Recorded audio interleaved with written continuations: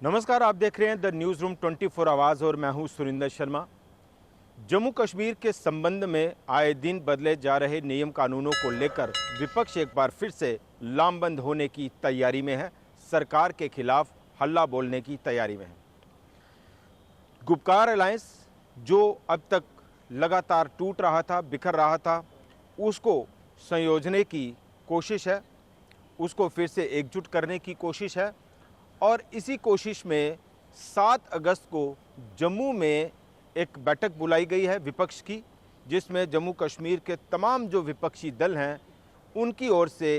एक बैठक बुलाई गई है और ये जानकारी साझा की है गुपकार अलायंस के स्पोक्सपर्सन और सीपीआईएम के नेता मोहम्मद यूसुफ तारिगामी।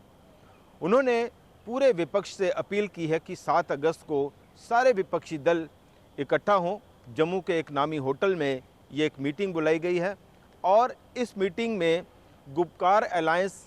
और जो गुपकार अलायंस में शामिल दल हैं उनके बीच अब तक जो दूरियां पनपी हैं उसको दूर करने की, उसको पाटने की भी कोशिश है। और दूसरी तरफ जम्मू कश्मीर के संबंध में जिस तरह से केंद्र सरकार लगातार एक के बाद कई ऐसे नियम कानून बना रही है जिसका जो अपोजिशन है वो लगातार विरोध कर रही है। अभी हाल ही में आपने देखा कि जिस तरह से जम्मू कश्मीर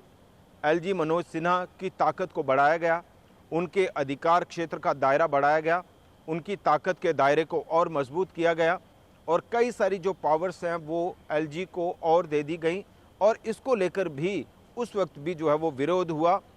हालांकि बड़ी पुरानी खबर नहीं है कि जिस तरह से उमर अब्दुल्ला ने, महबूबा मुफ्ती ने, तमाम नेताओं ने जो है वो उसके ऊपर कई सवाल खड़े किए और ये कहा कि जम्मू कश्मीर में अब एक तरफ तो सरकार जो है वो चुनाव की बात कर रही है, जम्मू कश्मीर को लोकतंत्र जो है वो दोबारा से यहाँ बहाल हो उसकी बात कर रही है, तो क्या कल को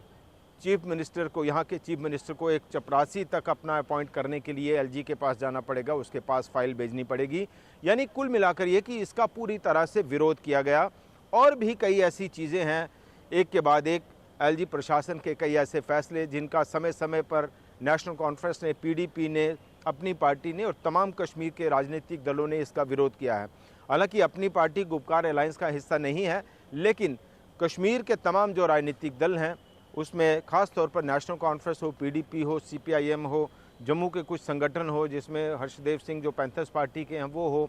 और शिवसेना हो, कई सारे ऐसे संगठनों को जोड़कर जो है वो गुपकार अलायंस बनाया गया। और सरकार का जो फैसला विपक्ष को लगता है कि ये सही नहीं है जम्मू कश्मीर के लिए, उसको लेकर जो है वो क्या रणनीति होनी चाहिए, कैसे उसका विरोध होना चाहिए और किस किस दल को कैसी किस किस भूमिका में चलना है, इन तमाम बातों को लेकर जो है वो गुपकार अलायंस बनाया गया। और उसके बाद आपने देखा कि लोकसभा चुनाव में भी तमाम दलों में जो दूरियां हैं वो खुलकर सामने आई। हालांकि गुपकार अलायंस का मतलब और मायने और मकसद कुछ और है और जिस तरह से इंडिया ब्लॉक में नेशनल कॉन्फ्रेंस और पीडीपी के बीच दूरियां और खटास जो है वो साफ तौर पर दिखी, तो कई ऐसे इश्यूज़ हैं जिसको लेकर गुपकार अलायंस में शामिल दलों की जो दूरियां हैं वो बढ़ती गई और धीरे धीरे से गुपकार अलायंस का जो पर्पस था वो भी डाइल्यूट होता गया। जो इनकी बैठकों का सिलसिला लगातार चल रहा था वो भी टूटना शुरू हो गया और विपक्ष का सरकार के ऊपर हल्ला बोलने का सिलसिला और दबाव जो है वो भी कम होता गया। तो अब इसको एक नए सिरे से दोबारा से जो है वो मोबिलाइज़ करने की कोशिश है और इसी दिशा में अब 7 अगस्त को पूरा विपक्ष जो है वो जम्मू में बैठक करने जा रहा है ताकि जम्मू कश्मीर के संबंध में रोज़ाना या आए दिन लिए जा रहे फैसलों को या बनाए जा रहे नियम कानूनों का विरोध कैसे करना है उसके ऊपर पूरी रणनीति तैयार करने के लिए अब पूरा विपक्ष जो दोबारा से नए सिरे से गुपकार अलायंस की शक्ल में लामबंद होने की तैयारी करने में जुट गया है। फिलहाल देखते रहिए तमाम अपडेट्स के लिए द न्यूज़ रूम 24 आवाज़। नमस्कार।